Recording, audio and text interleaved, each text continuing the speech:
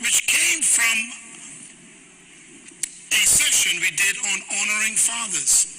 And I hope that we can finish this in this segment. But I want to focus today on the power of a father to affect generations. Everyone in this room is presently being affected by their great-great-great-grandfather. I want to begin by talking about my childhood Baintown experience. Baintown is a small little area in this island where I was born with my other 10 siblings. And our parents were wonderful parents. And we grew up in a neighborhood where, of course, we had no television. When we first started living in that area, we were not able to purchase those kinds of expensive things. We used to watch the radio. Some of you know what I'm talking about. There used to be some radio programs that were stories. We used to sit around and watch the story on the radio.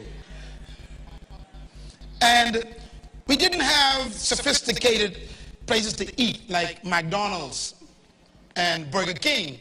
Matter of fact, we couldn't afford to buy snacks. Trying to feed 11 kids in a low-income area was a little challenging. So my mother and father used to actually allow us to get our snacks from the trees in the neighborhood. Some of you all know what I'm talking about. So when we wanted a snack, we didn't go to McDonald's, we went to Mac Juju Plum. We didn't go to Burger King, we went to Burger Coca Plum. And we used to eat all the beautiful fruits and berries. We used to enjoy them. And this is probably why I have all of my teeth still at age 54. And my kids need braces. Because we ate natural fruit.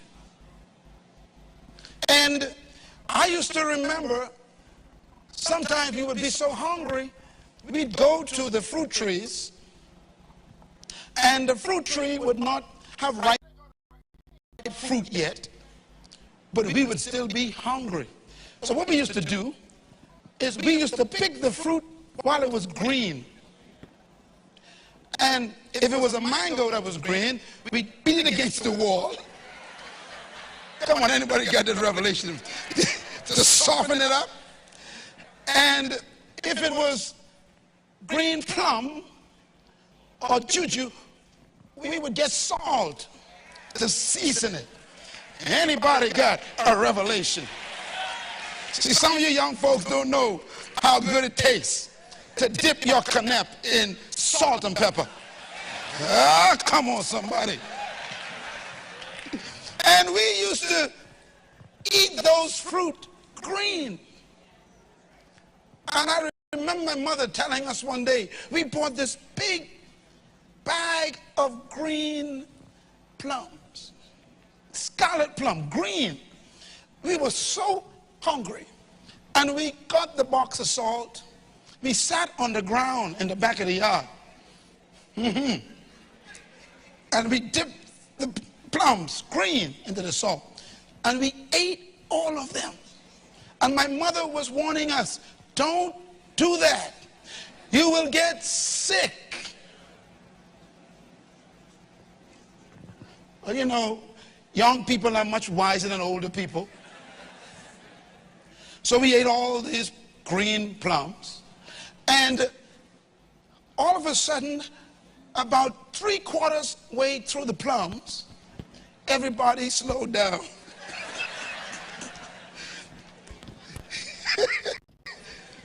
And then I saw my brother Paul, water came to his eyes. He starts watering in his eyes. And my sister Deborah, she was a little bit more stubborn. She kept eating. Then I began to feel what my brother was feeling. My entire mouth began to feel like somebody was taking a piece of steel, rubbing it against my teeth.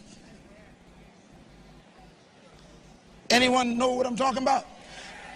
And I began to feel sick. And I ran in the house and told my mom, something's wrong with my mouth. It feels like everything is burning. And my mother said, your teeth is on edge. Now, I didn't know what that meant, but it lasted a long time. I never wanted to eat plums again. It made me sick. Well, we talk about fathers.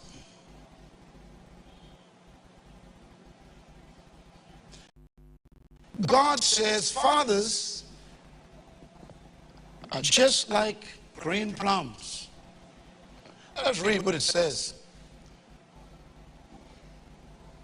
In the book of Ezekiel, chapter 18, verse 2,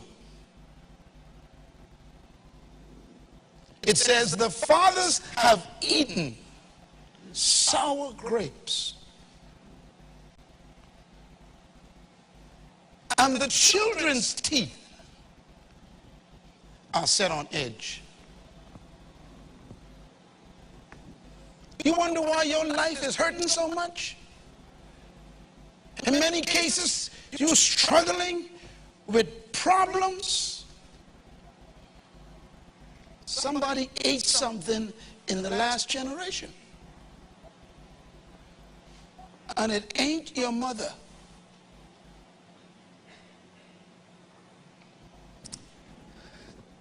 The generational impact of fathers have not been fully estimated. It is incredible. But notice what it says. The father enjoys the eating, but the pain afterwards is felt by the children.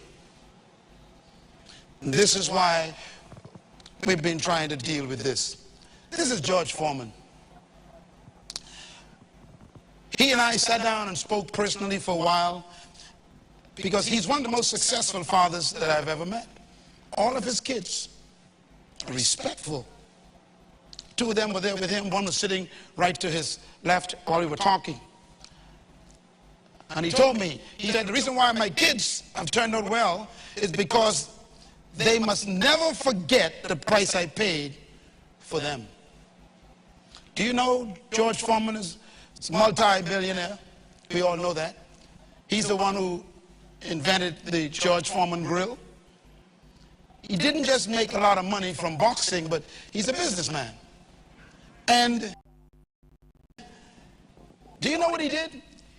Right outside Houston, Texas, he has a big ranch, hundreds of acres, and he built a mansion to the ghetto where he was brought up, where his single mother brought him up. He bought the piece of property that the house he was born in is still on. Old, dilapidated wooden house. Then he said he hired engineers to build an exact replica of the broken down ghetto house right in the front yard of the mansion. So when you go to visit him, or when kids come home from school, they must pass history.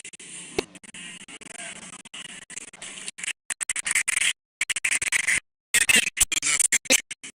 And he said, every time I go home, he says, I'm reminded where I came from, and it keeps me kids humble. Maybe you need to go back and forth. He wants his to never forget that his father was not always who he think he was. He had to pay a price. What a man. He received doctorate from as the leading leader in our conference. They invited him to come to speak to diplomat. He accepted. So he's coming here to preach. I want you to hear his story. All of his children should know his God. He said his church is in big poor church. My friend told me he has some Sundays, his family is Congregation. he got 10 kids. He's so very humble. Remember this foundation scripture. Be father and a mother. Then you will live long on the earth. Ephesians 6 repeats it. Honor your father and your mother, which is the first command with promise, that it may go well with you and that you may enjoy long life. Notice, long life again is attached to honoring father. Means disappointing the fathers in our countries will create more death. This is why 82% of all men in prison have a problem with fatherless homes. Perhaps our crime can be correlated with the absence of fathers in the lives of people.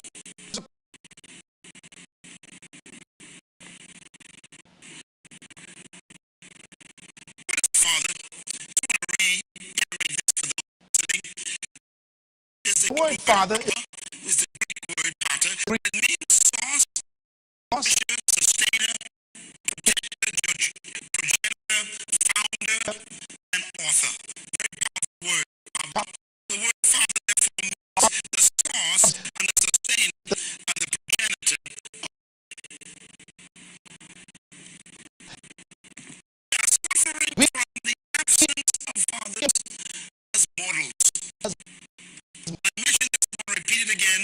Women are the greatest sufferers of a lack of fathers. Women suffer twice. First, they suffer if their father is not a good father. And then they suffer if the man who didn't have a good father. Suffer twice.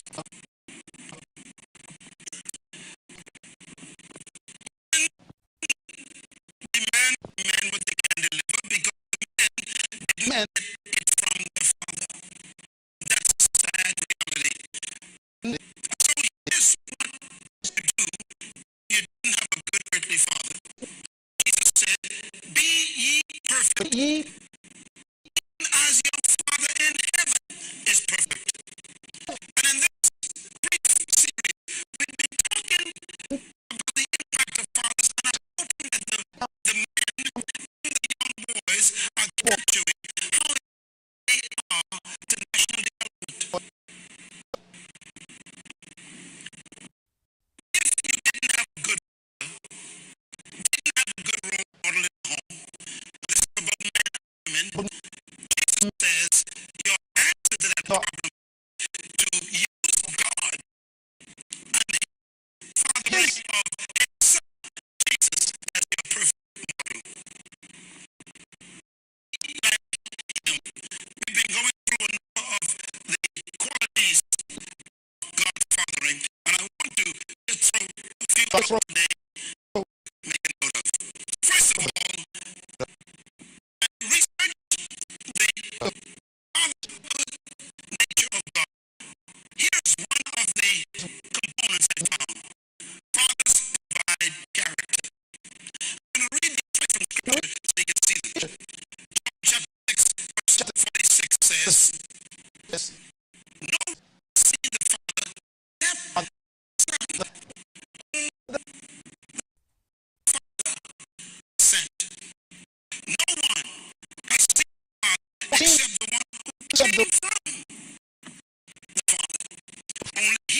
has seen. has seen. Now look at the next verse. 19, 6. Me or my Father, Jesus replied. If you knew me, you would know my Father. No, my- Listen to the words. He's saying, look, the Father is always reflected in the children. If you want to know what the Father is like, you don't need to meet the Father. The character of the Father shows up in the children. That means a good Father is always conscious that he is creating humans. He is building a human.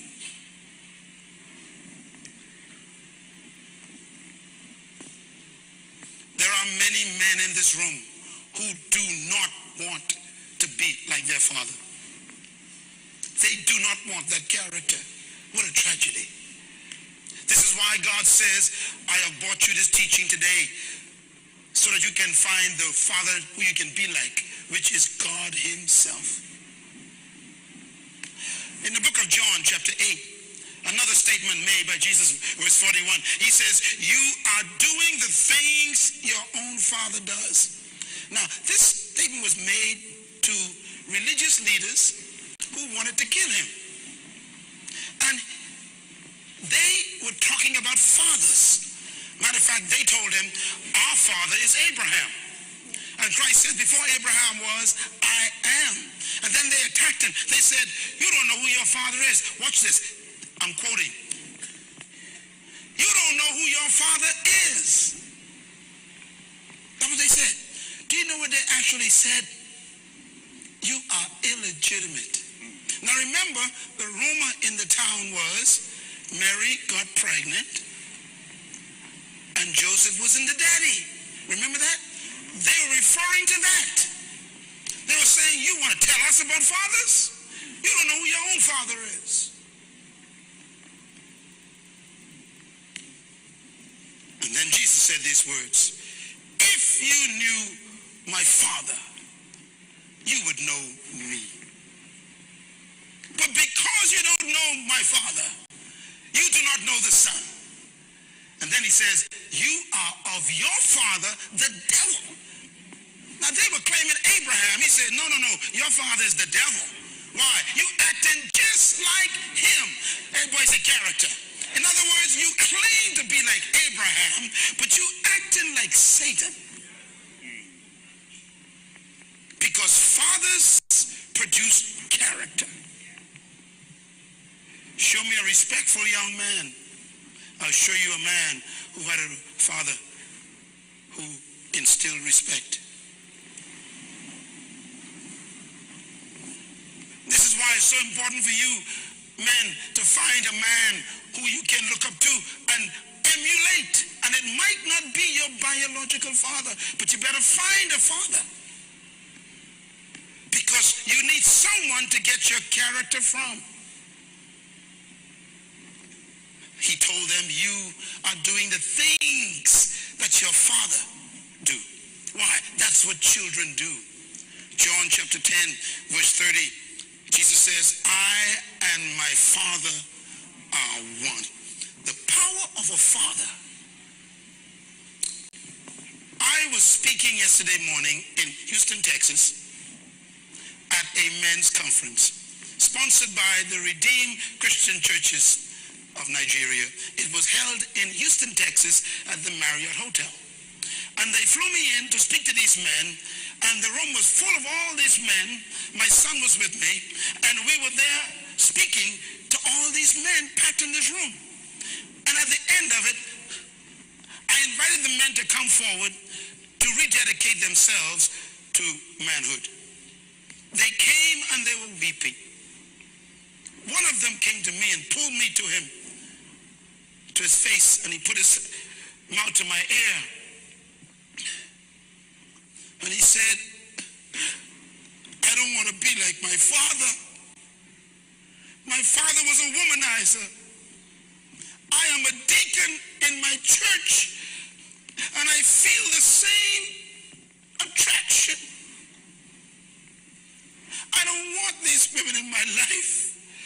I don't want to be like my daddy. I want to be a righteous man. He was weeping. He was begging to be set free from the impact of history.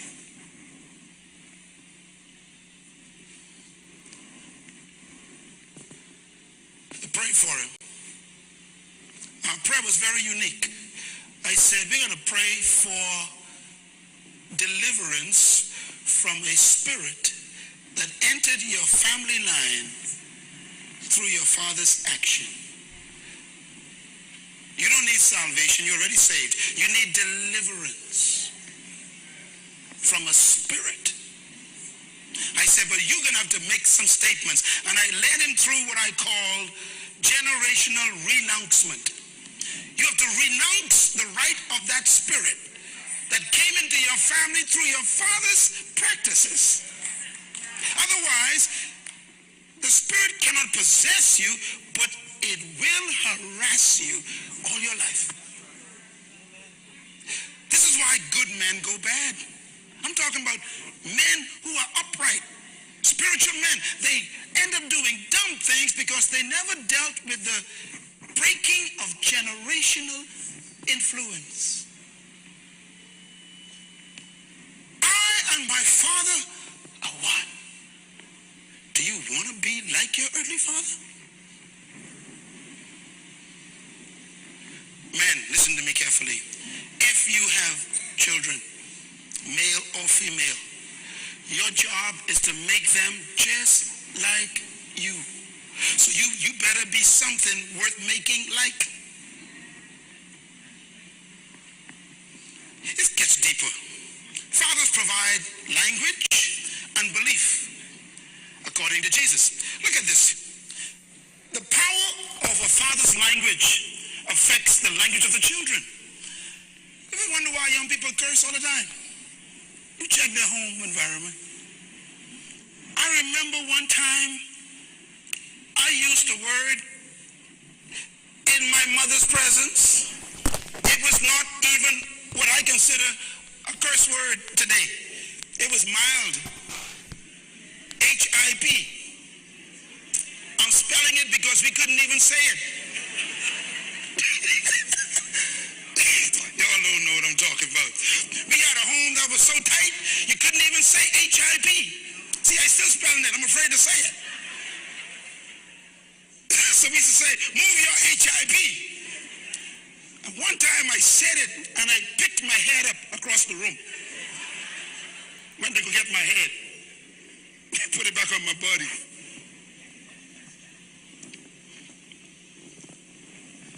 I have never in my life heard my father use a foul word. Never in my life. He's 85 years old. Never once have I ever heard my father use a foul word. So it's not even in our system, in our genes.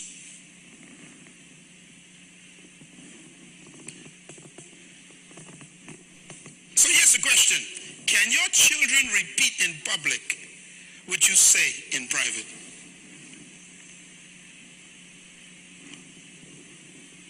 The power of a father.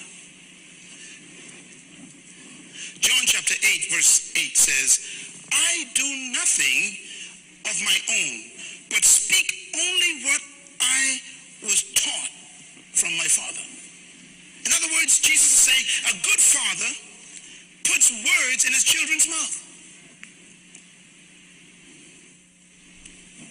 I hear my son and daughter many times talk, and they talk back to me, and I hear myself. And do you know, we do the same thing now. Our mother is dead, but we keep repeating her all the time. I repeat my father. Why? Because that's what fathers do. They put words in your mouth. Christ says, even I don't speak my own words. Can you repeat what your father said? The power of a father. John chapter 12 verse 48.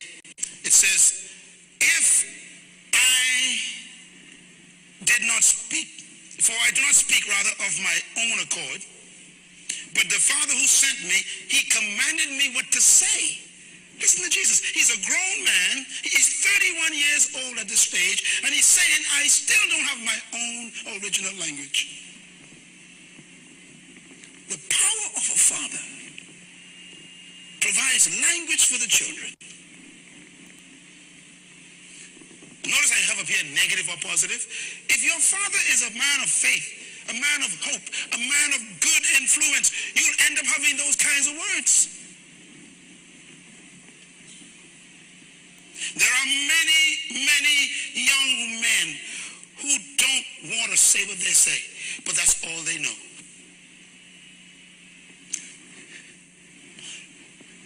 I am very concerned about the English language lately in our country, because the most common word in our country that our young men know is a strange statement. You know? You know? And I was going, down the road, and I saw this man, you know what I mean? I mean, this is not English.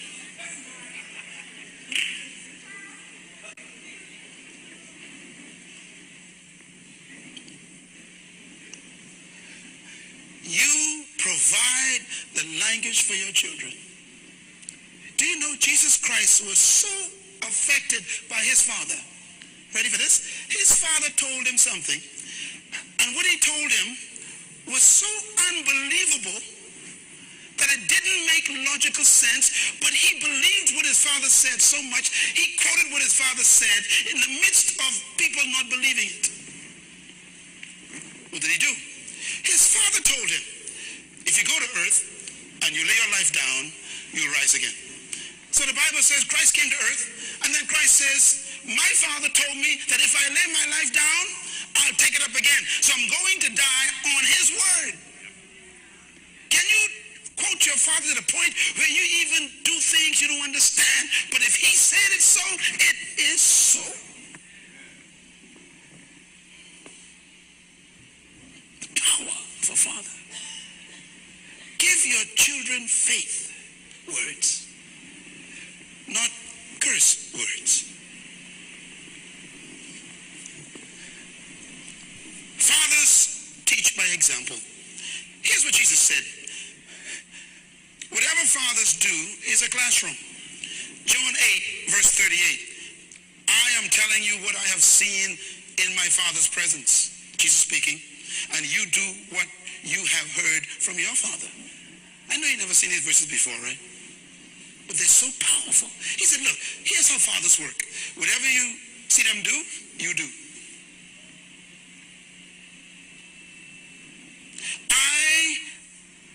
I'm telling you that what I have seen in my Father's presence, that's what I do, and you do what you have heard from your father. In other words, fathers determine the behavior of children. We do what we see our fathers do.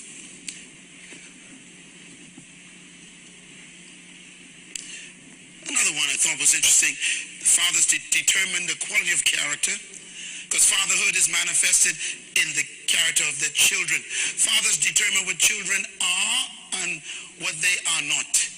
John 14:7, Jesus said, if you really knew me, watch this, you would know my Father. If you really knew me, you would know my Father as well. From now on, you do not know him, and you have seen him. In other words,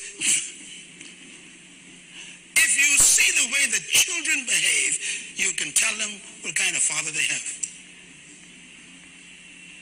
Fathers are powerful. That means a child becomes what the father is. Now please notice no mothers involved in these statements, because mothers are nurturers. Mothers, they nurture, they care, but fathers set standards.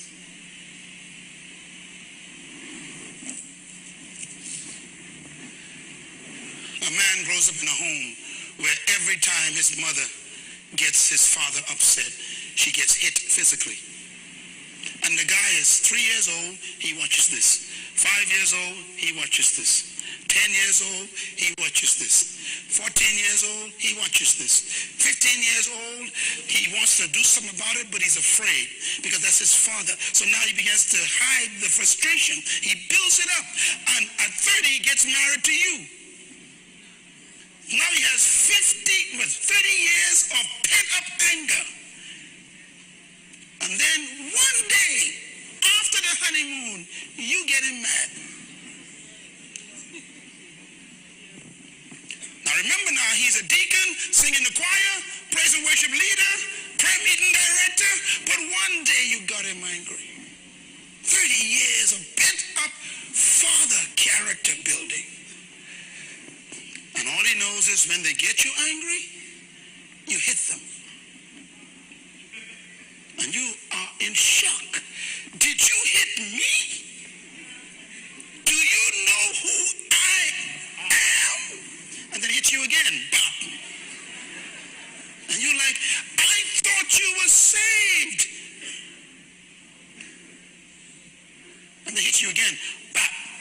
Why? Now you make him feel guilty twice. What's wrong?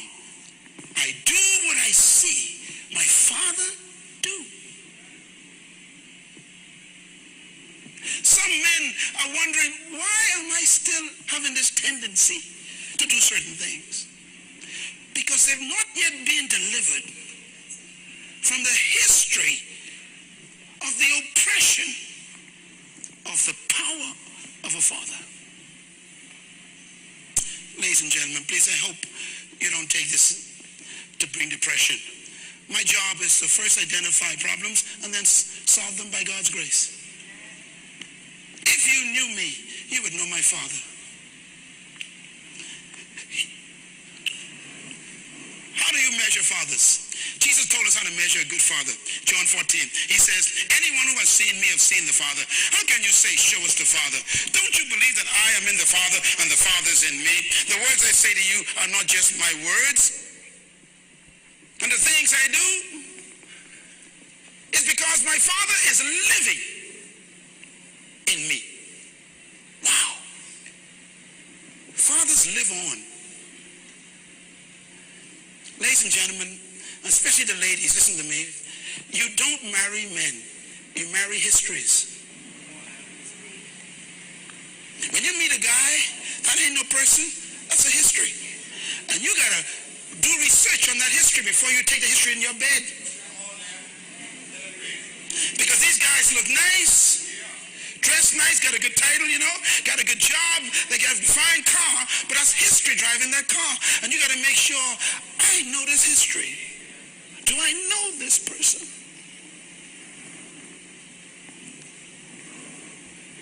I was teaching the men yesterday in Houston, one of the weaknesses of a woman, which is actually her strength. Women live by what they hear.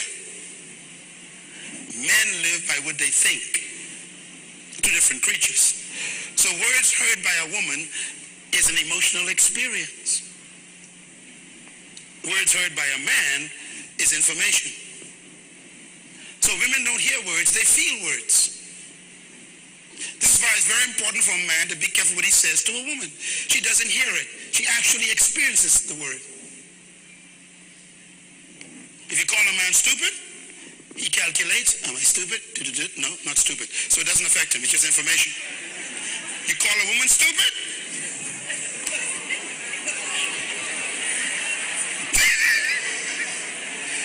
She has an experience with the word. It becomes her experience. That's why she hates you for 20 years. Now, this works in a very interesting way. So if you meet a woman who's not your wife, for example, you got to be careful what you say to her, sir. You tell a woman who's not your wife, you look wonderful, you look cute today. You just created a problem because she didn't hear that. She felt that. So she'll always come looking for you so she'd have the feeling again. And then she she start dressing better for you to see more. This is the problem, gentlemen. And that's why all of a sudden you realize you got problems. You didn't count on this. And all of a sudden you realize you created an issue.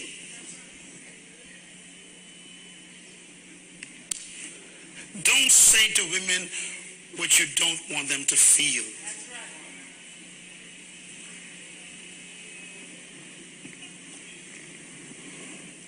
And if you're married, you got to limit your words to women.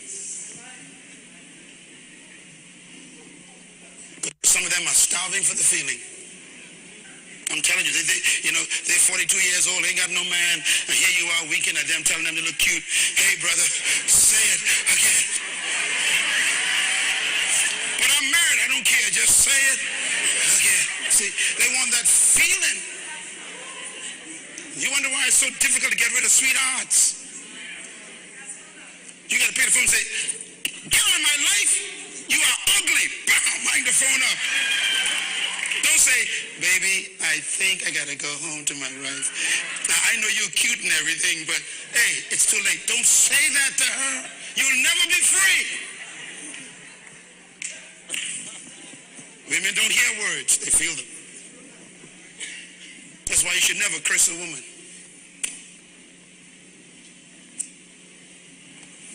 This is why a woman needs to hear from her husband every day, I love you. You got to say it. So, some men say, listen, 20 years ago at the altar, I told you I love you. What's your problem? Well, she felt it 20 years ago. She want to feel it today. Very important. So you got to tell them all the time. Tell your wife, I love you. You're the best thing that ever happened to me. You're my favorite woman. Man, all of a sudden, man, she say, come to bed every night. Just come on. Just come on, brother. You talk like that, you just keep on coming on. You ignore her, she has dysfunctional problems. Men don't talk to their wives. Women feel. They don't hear.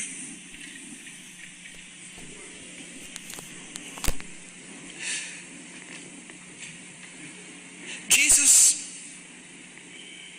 was telling us that the fathers literally create the sons.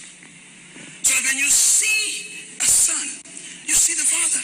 Now, if your father beat your mother or curse your mother all your life, and then you get married to a wonderful woman who you love, but your father never told your mother he loved her in your presence, all you heard was fussing and cussing, you don't know how to love a woman.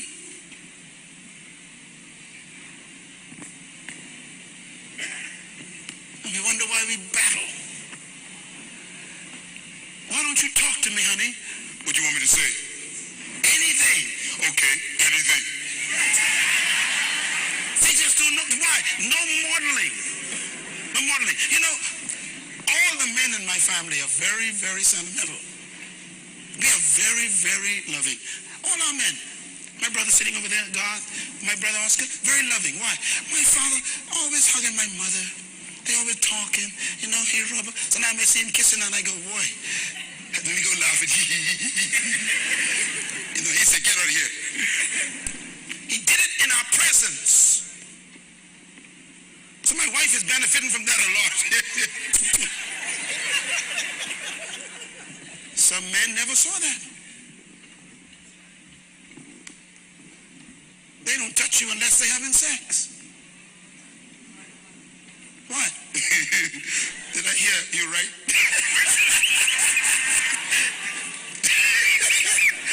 I ain't looking over there. In the name of Jesus. Praise the Lord. You sound like you quiet over here, baby. I am in the Father, and the Father is in me.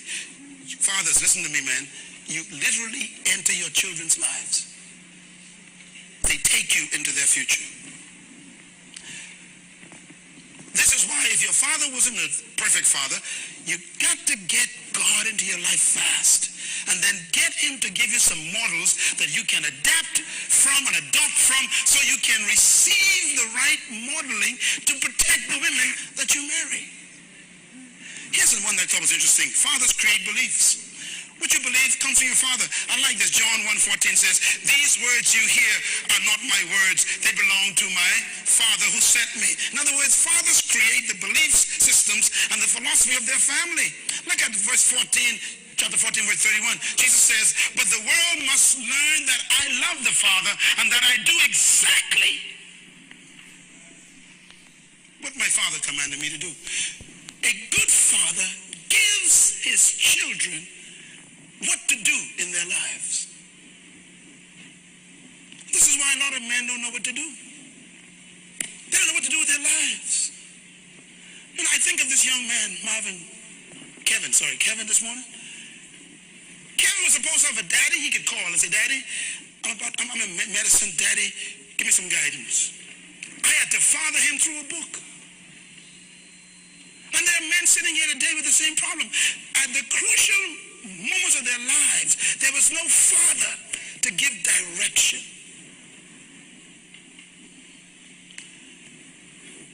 Fathers give commands to their sons and daughters.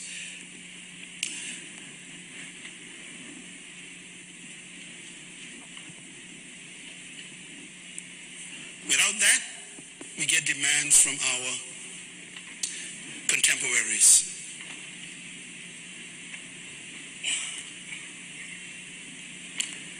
It's more important to get advice from a father than to get advice from a friend.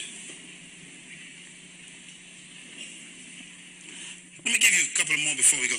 Fathers transfer self-worth. Now this one is very crucial.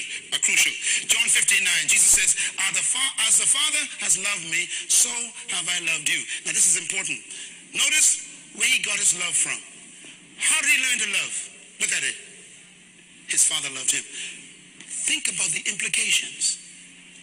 If your father didn't love you, let's reverse that verse, then you cannot love anyone else. We learn love from our fathers. We normally think of love coming from our mothers. God says, no, you learn love from your father. He says, as the Father loved me. Now listen to me. You and I have been brought up in the Caribbean. We know that when men start talking about love of one another, we think sissy. Am I right? What are you talking about? Your daddy hugging you, talking about he loves you. You must be a punk.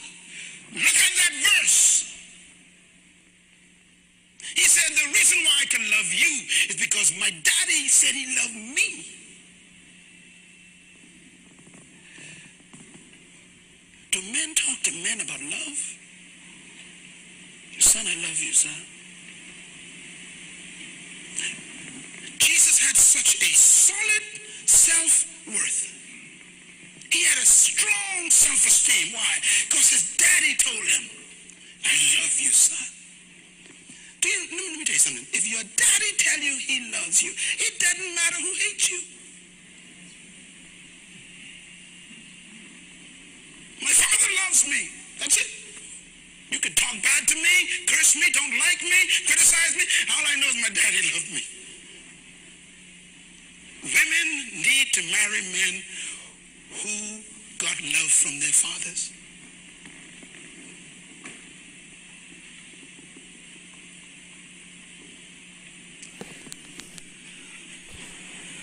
As the Father loved me, so I love you.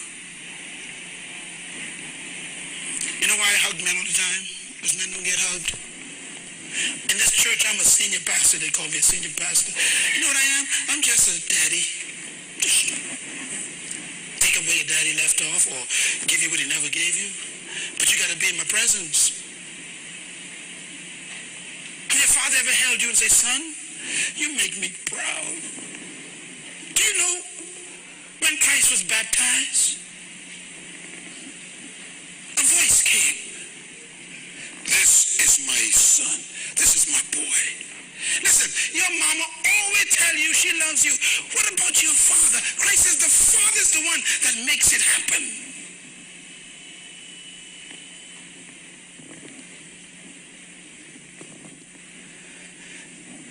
I see these strong men on the sports channels.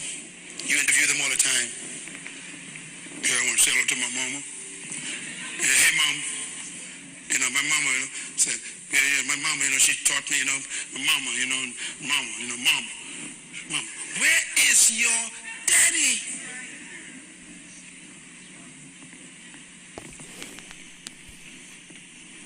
And then you hear them beating their girlfriends and going to jail. Stars with millions of dollars beating women.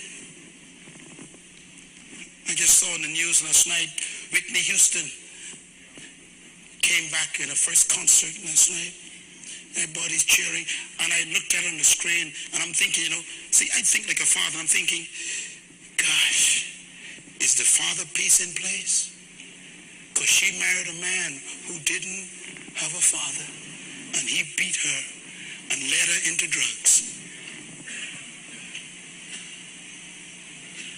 Her mother was a gospel singer, a deaconess in the church. She grew up singing in the choir, but then she married a man who didn't have that. Didn't have a father to love him. He couldn't love a beautiful woman with an excellent voice. He beat her and pumped her with drugs. What kind of love is this?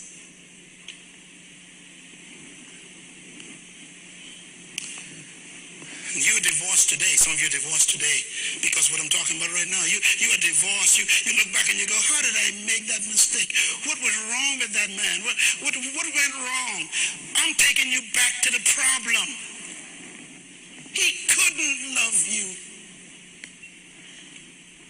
because his father, not his mother, his father was missing. A father teaches a man to love his wife.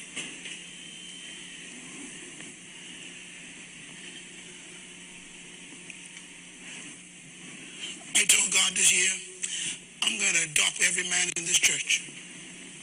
Every male in the church. I'm going to adopt you as a father. If you are 20 years older than me, I still don't care. I adopt you as my son. Because age doesn't heal that.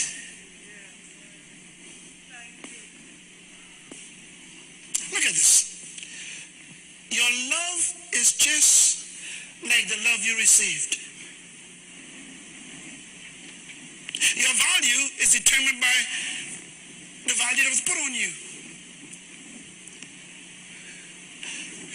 John 15:15. Christ says, I have called you friends because everything I have learned from my Father, I have made known to you. Can I ask you a simple question?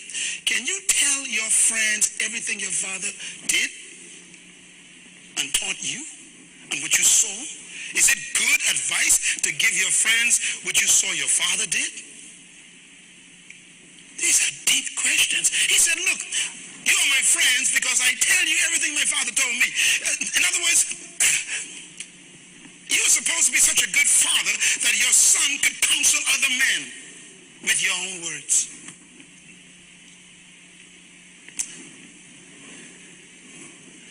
You know, some Bahamian men that I met sat in my office and cried, and they would say, you know, I love my wife, but she just get me angry, and I hit her. I said, why'd you hit her? He said, because that's what my father did. That's what I learned from my father. I'm the man, I wear the pants in the house. She's supposed to do what I say. That's what my father told me. So I tell what my father told me. My father says, I wear the pants in this house. And I tell the guy, no, brother, they wear pants too now. So, and secondly, the house probably ain't yours. You can't follow your father's advice no more. You marry a woman, she already got a house. You talking about putting your foot down in this house? Whose house you putting your foot down in? And I ain't sure them shoes is yours. She probably bought them, so, you got to be careful. Anybody understand what I'm talking about? This is a struggle. He says, I will tell my friends everything I learned from my father. Do you know what men do? We tell our friends what we learned from our mothers. Because we have no father's teaching.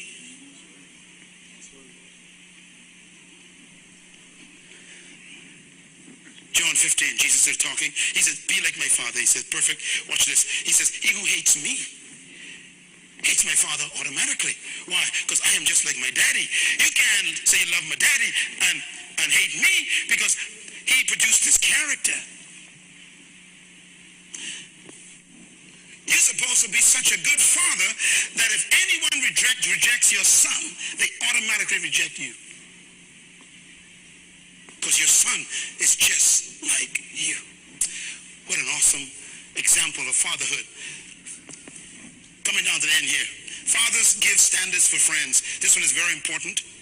Women, write this down twice. Men, 3 times. Proverbs 24 verse 10.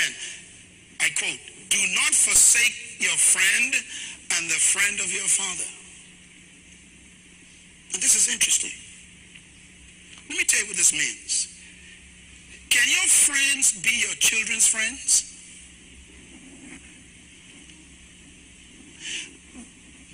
Do the men you hang out with, are they good enough to be with your daughter by herself? Do the men you hang out with, can they be with your son and teach them everything they know?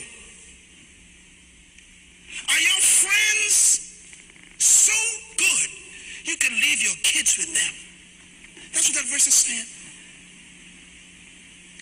Do not forsake the friend of your father.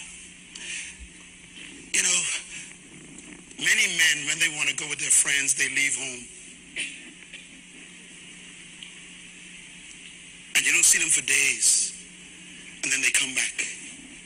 So hey, I've been to visit my friends. How come your friends weren't good enough to bring in the house? How come your friends couldn't sit at our table? Is the language bad? Is what they want to drink not interested in this house? Are the stories they tell my daughter shouldn't hear? Can my son and daughter enjoy the friends that I keep? What a father.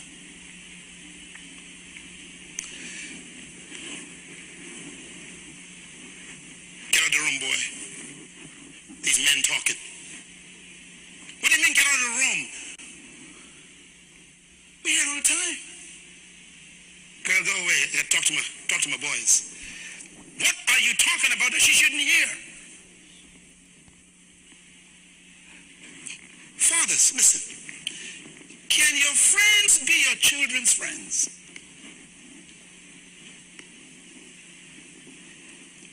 Here's another question that's worse. Are your children's friends like your friends? We tell our son and daughter, anyone you are with, if they cannot be invited to the house, you are not with them. Your children should be with no one that you cannot have in your own house. Why? You're the father. You set the standard. Your kids shouldn't have relationships with anyone that cannot have a relationship with you. How many times have I heard the story as a pastor? I sit there and weep. I didn't know he was keeping company with them. You better find out.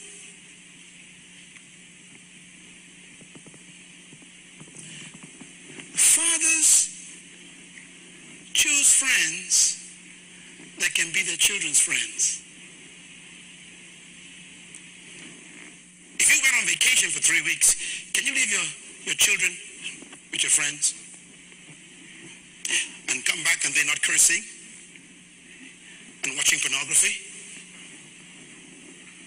and learning how to smoke? What kind of friends do you have? I'll tell you what to do, gentlemen.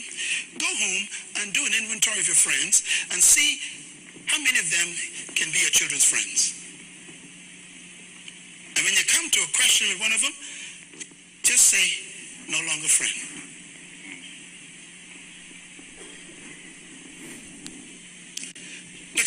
verse, John 16. All that belongs to the Father is mine. That includes his friends, his possessions, his influence, his name, his reputation.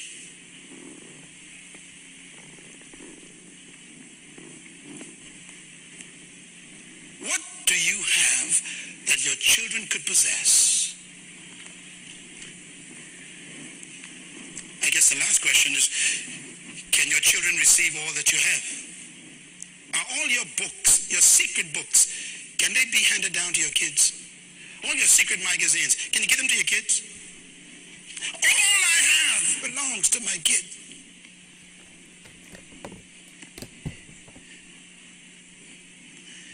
Is there a woman in your life that you can't let your kid know about? Can she possess everyone? I mean, can they possess everything? Everything? You know what's good about this whole discussion? We're quiet. Because no one talks about the reality of the power of the responsibility of a man. God says if the men get it right, there'll be no crime. I am not here to bring guilt. I'm not here to make you feel like I'm attacking men. I'm here so we can correct what's wrong, heal what's broken, and then create a future our kids could enjoy.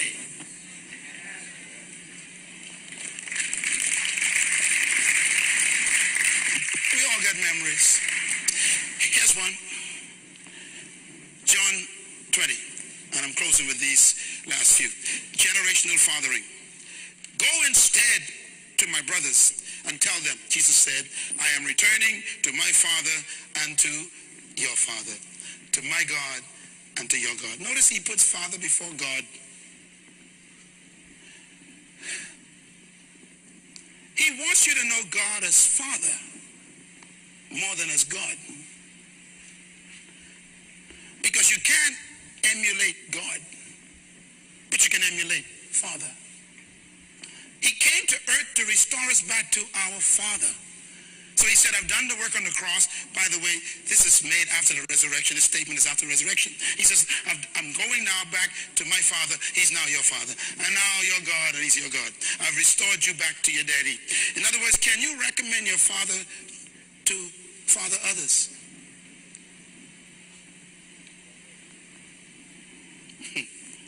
One of my son's best friends was with us night before last in Houston.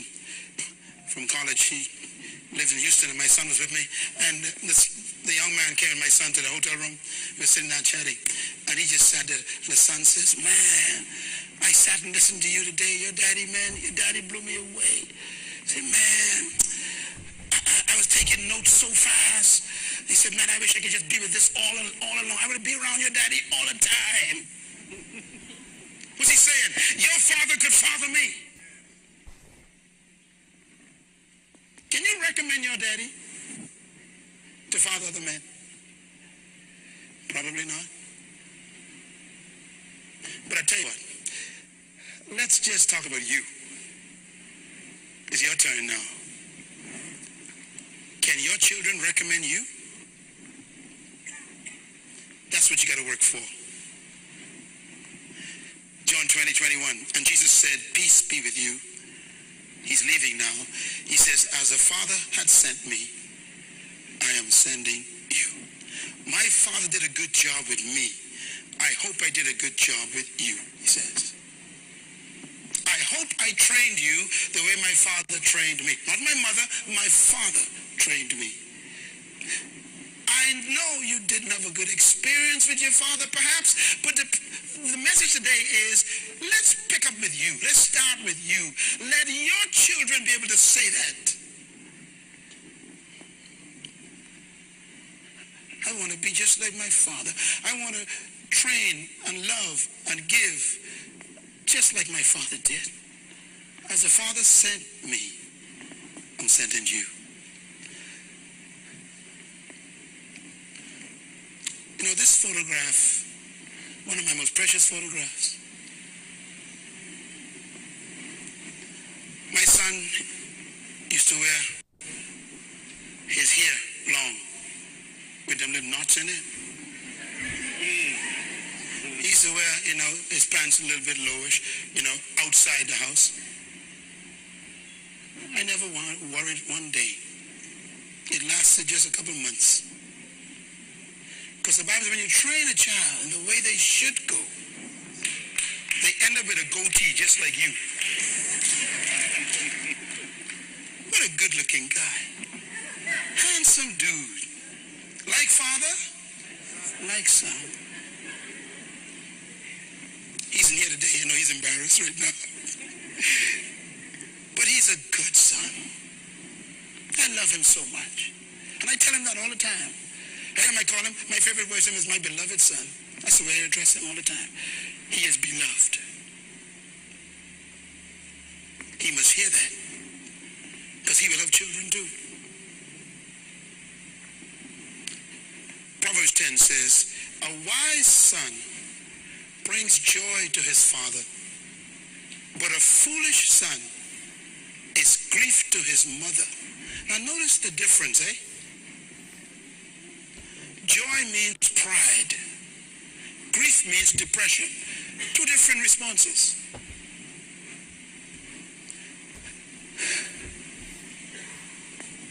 When a son does well, the father brags. When a daughter does well, the father takes photographs. He put them pictures everywhere. The mother, she just enjoys it. But the father brags. That's my boy. That's my girl.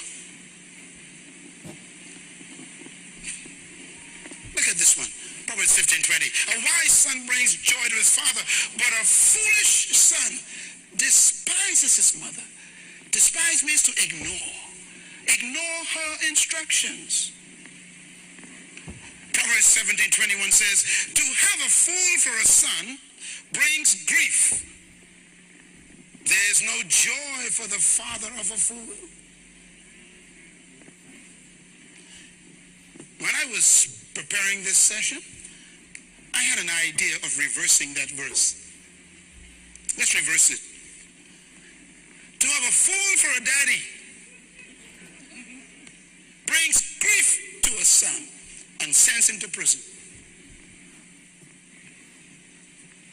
There's no joy for the son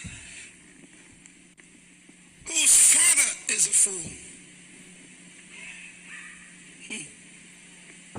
They both lose.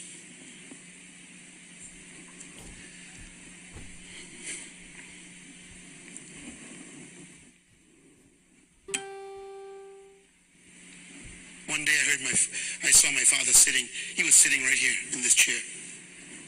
And I was teaching. And I saw my father crying, sitting there. And I thought he was in pain or something, he's over 80. I thought he was sick.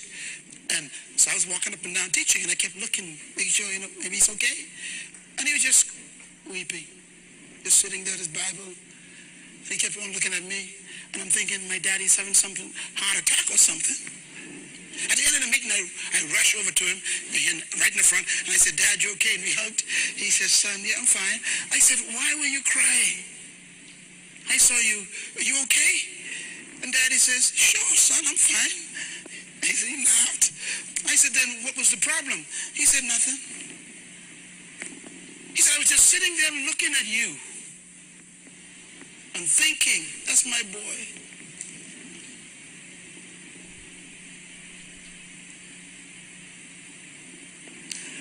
A wise son brings joy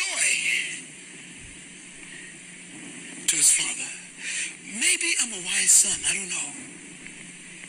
But according to him, they were tears of joy.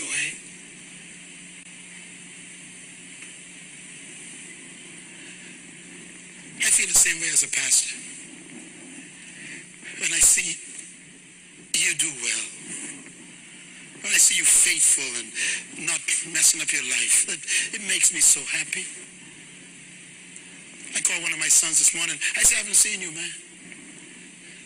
Don't make me wonder. or worry. You're my children. You bring me joy when you're not a fool. You understand? When I hear problems, it doesn't bring me joy. You know, I saw those married couples come here this morning, and I asked a few of them. I've been married 15 years, Pastor. 20 years. I'm so excited. I can go home and have a cup of tea. Or drink Sheena's drink or something, you know. They bring me joy. A couple came this morning and they said, this is our first year anniversary. Oh, that made me so happy. Bring joy to your father by not being a fool.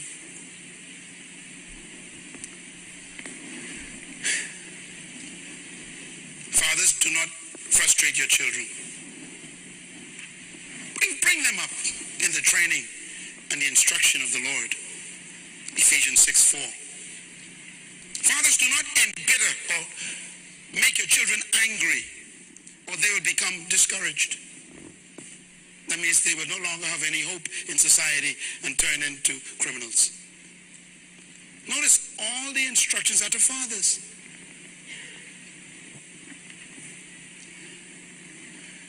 How do you provoke a child?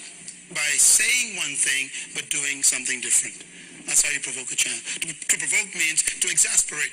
It means that you tell a child, don't smoke like I'm smoking. That frustrates a child.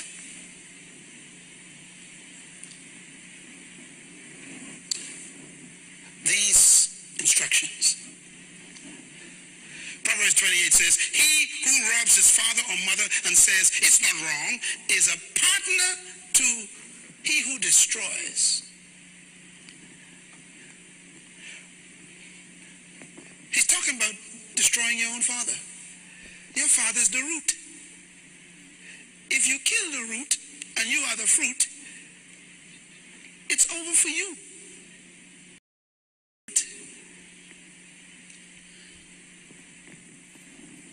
There's no perfect father on earth except Father God. None. I'm not a perfect pastor, but you got to protect me. Why? Because the nutrients that come from my life feed the fruit. So you got to pray for me. You got to cover me. You got to respect me. You got to honor me. And then the nutrients keep coming. You got to water me. And I bring the nutrients. I'm the root. So it is with all fathers.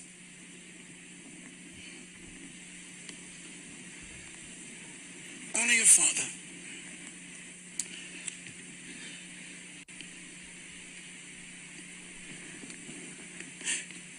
God says in Exodus 20, if you do not bow down to them or worship idols, then remember, I am your Lord, your God. I'm a jealous God. Here's the verse we close on. God says, I punish the children for the sins of the fathers to the third, fourth generation of those who hate me.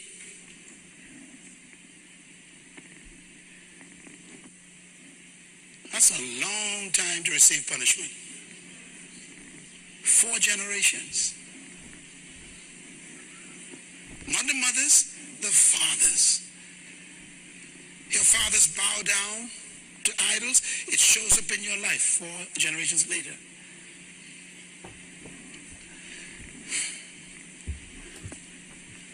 Now notice what God puts at the end. He shows love as well. So you can receive 2 things. You can receive judgment or love for 4 generations, depending on what your fathers do.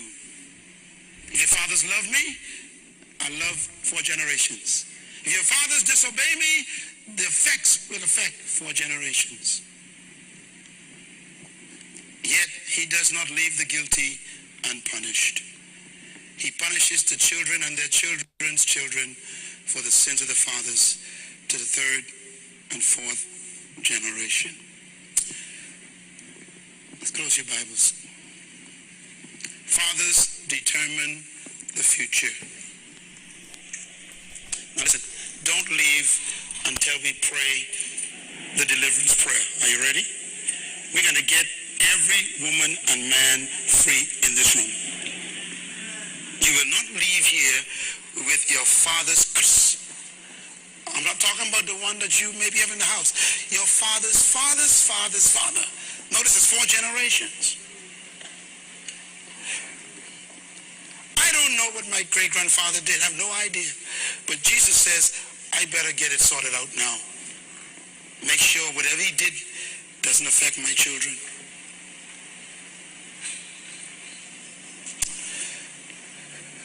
Ladies, listen to me. I know so many things I'm afraid to even think about what I know. I was talking to a sociologist and a psychologist together at the University of Tulsa. We were sitting in a room talking, and they were the professors in the school. And they were talking to me about the impact of sex from a man on a woman. One of them was not only a psychologist, but she was also a born-again theologian. And it was the most amazing discussion.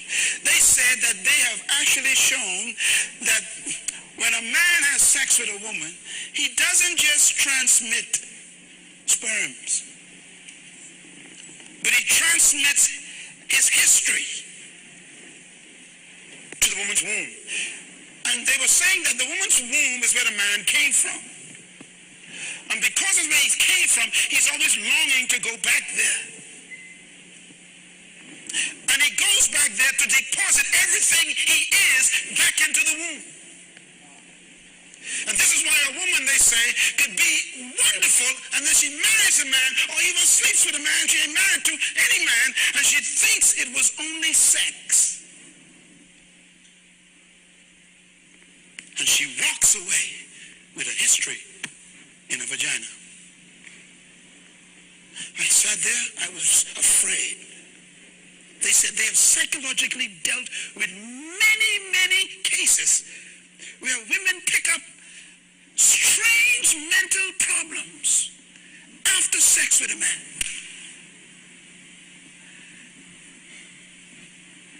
No wonder why most prostitutes commit adultery. Commit suicide. They carry so many histories. Here's my point. I walked away that day with. You may be a good woman,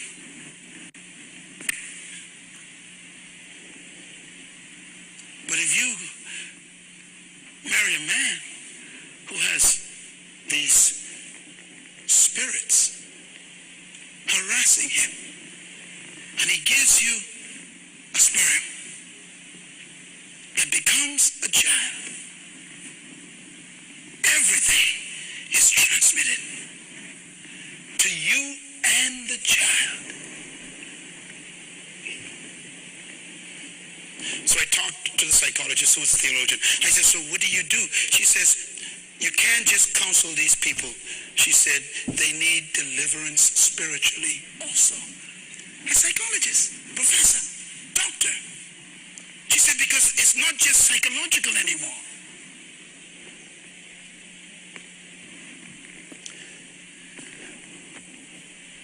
Why is my son like this? Depends on where he came from.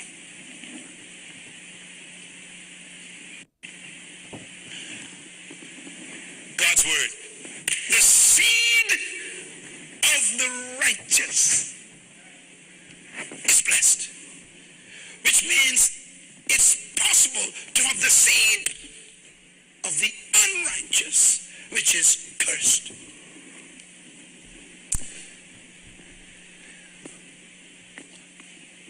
I close this series with a clear instruction. Today, by the authority invested in me, every spirit that has entered your life through the actions of your fathers, known or unknown, will be broken today.